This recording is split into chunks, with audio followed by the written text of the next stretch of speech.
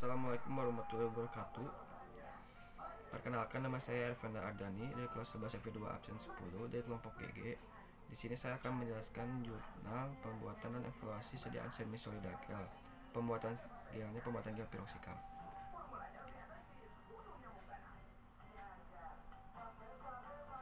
Nah, formulasi gel piroxicam.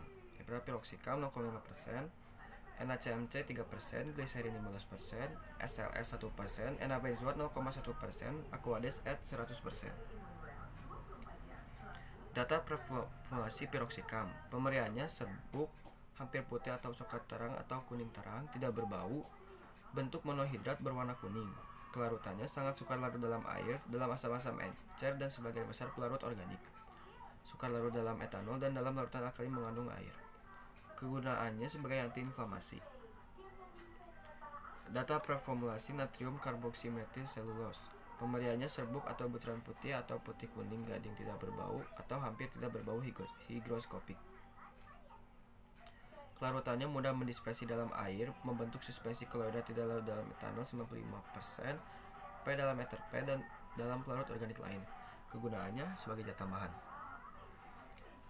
Data preformulasi gliserin. Pemberiannya cairan seperti sirup, jernih, tidak berbau, manis, diikuti rasa hangat. Kelarutannya dapat bercampur dengan air dan etanol 95%. Kegunaannya sebagai zat tambahan.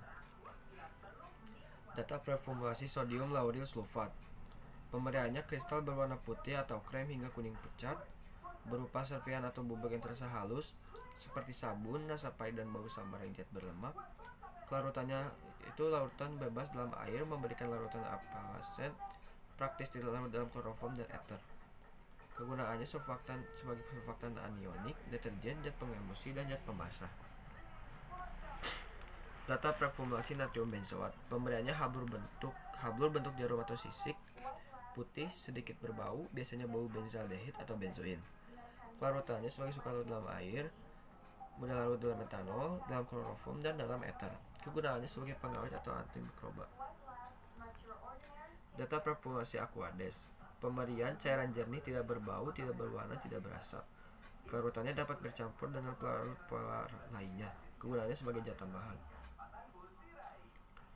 Fungsi masing-masing bahan. Yang pertama ada piroxicam, jumlahnya 0,5%, fungsinya sebagai zat aktif. Yang kedua ada natrium CFC, jumlahnya 3%, fungsinya sebagai gelling agent. Yang ketiga ada gliserin, jumlahnya 15%, fungsinya sebagai humektan. Yang keempat ada SLS, jumlahnya 1%, fungsinya sebagai humektan juga. Yang kelima ada natrium benzoat, jumlahnya 0,1%, fungsinya sebagai pengawet. Yang terakhir ada Aquades, jumlahnya 80,4%, fungsinya sebagai pelarut atau pembawa. Penimbangan. Bahannya yang pertama ada piroxicam, jumlahnya 0,15 gram. Yang kedua ada natrium CNC, jumlahnya 0,9 gram. Yang ketiga ada gliserin, jumlahnya 4,5 gram. Yang keempat ada SLS, jumlahnya 0,3 gram. Yang kelima ada natrium benzoat, jumlahnya 0,03 gram. Yang keenam ada Aquades, jumlahnya 24,12 ml. Pembuatan gel piroxicam. Yang pertama, siapkan alat dan bahan. Yang kedua, buat basis gel. Timbang natrium CMC 0,9 gram, dispersikan dalam 9 ml air panas yang diaduk cepat sampai membentuk koloid. Yang ketiga, timbang piroxicam 0,15 gram, gerus dalam mortir at halus, tambahkan gliserin 4,5 gram, gerus atau homogen, tambahkan SLS 0,3 gram, gerus atau homogen, tambahkan ke basis gel, gerus atau homogen. Yang keempat, natrium benzoat 0,03 gram dengan mililiter air at larut sempurna, tambahkan natrium benzoat yang telah dilarutkan ke campuran di atas sempurna 4, gerus atau homogen. Yang kelima, masukkan ke dalam pot gel, beri label dan etiket, serahkan. Evaluasi sediaan semi-solid gel. Evaluasi fisik sediaan gel meliputi uji organoleptis, uji homogenitas, uji pH, uji viskositas, uji stabilitas. Uji organoleptis tujuannya memeriksa kesesuaian antara sediaan yang dibuat dengan spesifikasi yang telah ditentukan selama formulasi. Cara kerjanya pemeriksaan organoleptik dengan menggunakan panca indera, diamati bau, warna, dan konsistensinya. Persyaratannya bau, warna, dan konsistensi harus sesuai dengan spesifikasi yang telah ditentukan. Contohnya gel berwarna putih jernih, tidak berbau. Uji homogenitas tujuannya menjamin distribusi bahan aktif yang homogen. Alatnya kaca arloji atau kaca transparan. Cara kerjanya, ambil sediaan gel secukupnya, taruh di kaca transparan, tutup dengan kaca transparan lain sambil sedikit ditekan, amati lapisan homogen yang terbentuk.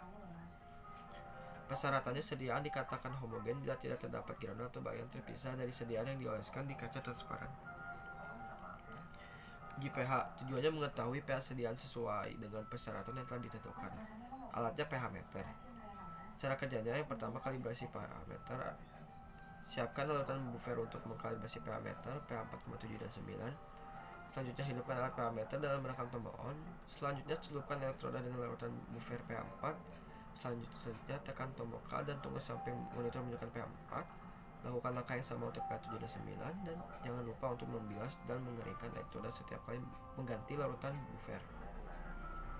Yang kedua, menggunakan pengujian pH sediaan. Masukkan elektroda pada sediaan, tekan tombol read, dan tunggu sampai monitor menunjukkan pH sediaan.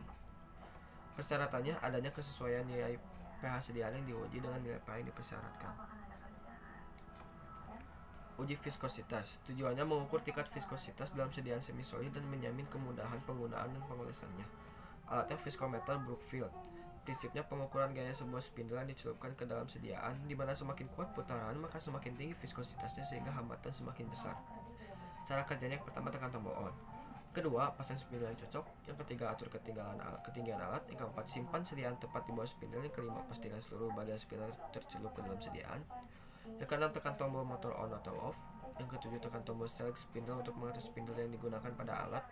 Pastikan nomor spindle yang ada pada layar sesuai dengan yang digunakan. Yang ke-8, tekan tombol set speed untuk mengatur kecepatan yang digunakan dimulai dari 10, 30, 50, dan 100 rpm secara bergantian.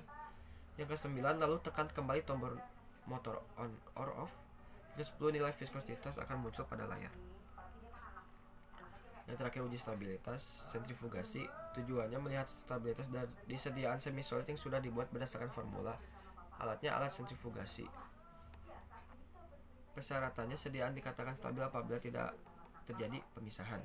Prinsipnya, pemeriksaan kestabilan sediaan semisolid setelah diberikan pengocokan dengan kecepatan tinggi.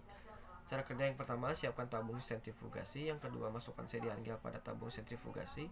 Yang ketiga, nyalakan alat sentrifugasi. Yang keempat, buka tutup alat. Simpan tabung sentrifugasi yang berisi sediaan ke dalam lubang tersedia. Yang kelima, tutup kembali alat sentrifugasi. Yang keenam, atur kecepatan putaran alat kurang lebih 30.000 rpm dan tunggu selama 15-30 menit. Yang ketujuh, turunkan kecepatan alat menjadi 0 rpm dan biarkan sampai berhenti berputar. Yang ke-8, keluarkan sediaan pada alat. Yang ke-9, amati sediaan apakah terjadi pemisahan atau tidak. Sekian dari saya, mohon maaf apabila ada kesalahan. Wassalamualaikum warahmatullahi wabarakatuh.